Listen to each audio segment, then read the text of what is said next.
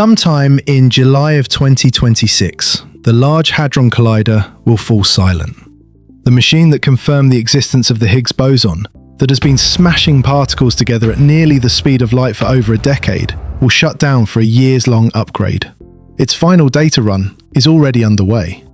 But as one machine goes quiet, the conversation about what comes next is getting very loud. Because CERN, the organisation that operates the collider, is asking the world to fund something far bigger. A new machine. A 91-kilometre tunnel, bored 200 metres beneath the French and Swiss Alps. Estimated cost for Phase 1 alone? 15 billion Swiss francs, roughly 18 billion US dollars. They call it the Future Circular Collider. And the question is not whether the physics justifies building it. The question is whether anyone can actually pay for it. To understand why this is such a monumental construction challenge, start with the tunnel. The proposed route traces a rough circle, 90.7 kilometres in circumference, beneath the Geneva Basin. It passes under Lake Geneva, under the Rhône River, under populated towns in the French departments of Haute-Savoie and Ain, and the Swiss canton of Geneva. At its shallowest point, the tunnel sits about 50 metres below the surface. At its deepest, beneath the Born Plateau on the eastern side, it drops to nearly 500 metres. The main tunnel has a diameter of 5.5 metres and would be excavated using up to 8 tunnel boring machines simultaneously, each one cutting and lining the tunnel in a single pass. Most of the geology appears favourable for tunnelling, but not all of it. Beneath Lake Geneva and parts of the Rhône Valley, engineers are still studying conditions underground to identify areas that could complicate construction. The tunnel is designed to outlast the people who build it. This is a 70-year program in 2 phases. Phase 1, an electron and positron collider called FCCEE, would come online around 2045 and run for 15 years. Phase 2, a proton collider operating at energy levels roughly 7 times greater than the current LHC, would begin construction in the 2060s and operate until approximately 2100. 8 surface access points connect the tunnel to the world above, 1 in Switzerland and 7 in France. Each site covers between 4 and 6 hectares, and the project as a whole is estimated to generate around 800,000 person-years of employment. This is, by any measure, one of the most ambitious construction proposals in human history. The estimated construction cost for Phase 1 of the Future Circular Collider is 15 billion Swiss francs, roughly 18 billion US dollars. About 1/3 of that, around 6 billion francs, is the civil engineering alone, the tunnel and the infrastructure that supports it. The rest covers the accelerator hardware, the detectors, the cryogenic systems, and the decades of R&D still required. CERN's annual budget, funded by contributions from its 25 member states and associate member states, sits at approximately 1.5 billion Swiss francs. CERN has stated that up to 80% of the FCC's cost could be absorbed within that existing budget, spread over the 12-year construction window. But even on paper, the arithmetic is tight, and the history of large-scale construction projects suggests that initial cost estimates rarely survive contact with reality. Then there is the question of political will. Germany contributes 21% of CERN's annual budget, the single largest national share, and Germany has publicly stated that the FCC, in its words, has to be considered as not affordable. That statement was not a quiet diplomatic signal. It was delivered at a meeting of German particle physicists, with slides posted publicly online.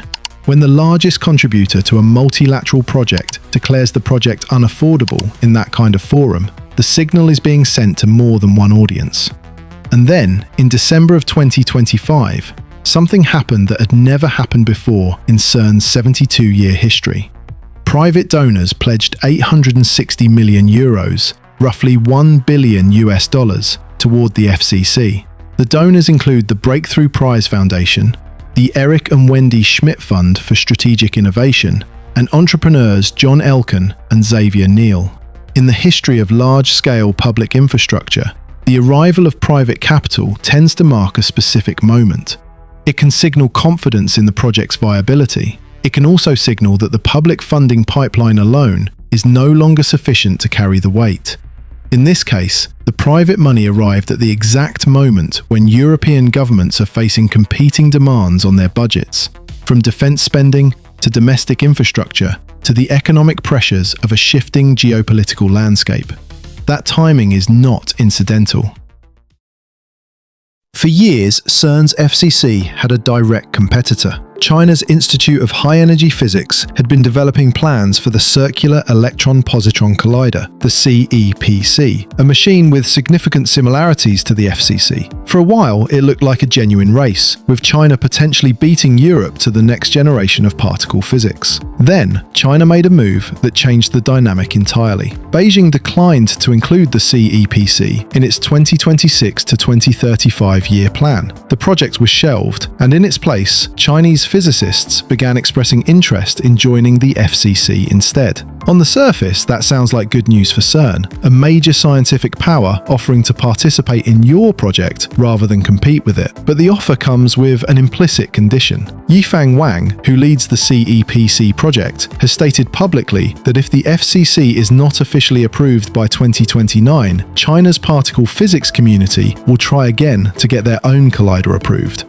That creates a clock. Europe has roughly 3 years to commit, or the most credible partner for filling the funding gap may walk away, and the global physics community could split into 2 competing programs, each weaker than one unified effort would have been. And there is a deeper tension here. When a major power offers to participate in another nation's flagship infrastructure project, the dynamics of influence and leverage are never simple. Large international infrastructure projects often create new questions about influence, governance, and long-term partnerships. What it would mean for China to contribute to the most important scientific instrument in Europe is a question that, as of now, the public record has largely left unanswered. In May of 2026, the CERN Council adopted the updated European Strategy for Particle Physics, formally endorsing the FCCEE as the preferred next flagship collider. The physics community has spoken, but an endorsement is not a commitment.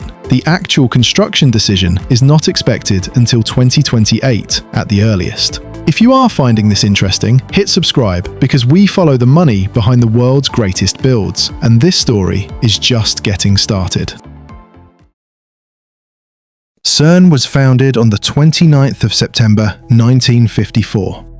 12 European nations signed the convention. The context matters. This was less than a decade after the end of the Second World War. Europe needed something to build together, not a weapon, not a trade agreement, a laboratory, a place where former adversaries could collaborate on something that transcended national interest. That model worked for 72 years. The Large Hadron Collider, the machine that is about to go silent, was itself a triumph of that model. 23 member states pooling resources to build the most complex scientific instrument on Earth. The future circular collider is testing whether the model still holds.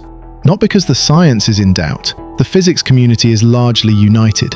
The European strategy process, which took more than 2 years and drew input from researchers around the world, produced a clear recommendation: build it. But the world that built CERN in 1954 is not the world that is being asked to fund the FCC. Defense budgets across Europe are expanding. Populist movements are questioning the value of international commitments. The largest single contributor has publicly stated the project is unaffordable. And the funding model that sustained big science for decades, governments pooling public money for shared knowledge, is being supplemented for the first time by private wealth. The question the FCC poses is not really about particle physics. It is about whether 25 countries, in an era of contracting budgets and competing priorities, can still agree to build something that will not produce a result for 2 decades, for the benefit of a generation that has not yet been born. While governments debate the funding and physicists refine the science case, a different kind of conversation is happening in the towns above the proposed tunnel route. Public consultations are underway in both France and Switzerland. In France, the process is organised under the Commission nationale du débat public and runs from June through October of 2026, with public meetings, workshops and online participation. In Switzerland, a parallel consultation runs on a similar timeline. The people of the Haute-Savoie, the Aisne department, and the Canton of Geneva are being asked to weigh in on what it would mean to have the world's largest tunnel bored beneath their communities. The surface sites, the construction traffic, the decade-long building program. The $18 billion question is being decided in capital cities, but it is being lived in small towns. The Large Hadron Collider found the Higgs boson. Its successor might find what comes next, or it might find nothing at all. That is the nature of fundamental research. You build the instrument, you look, and you accept whatever the universe shows you.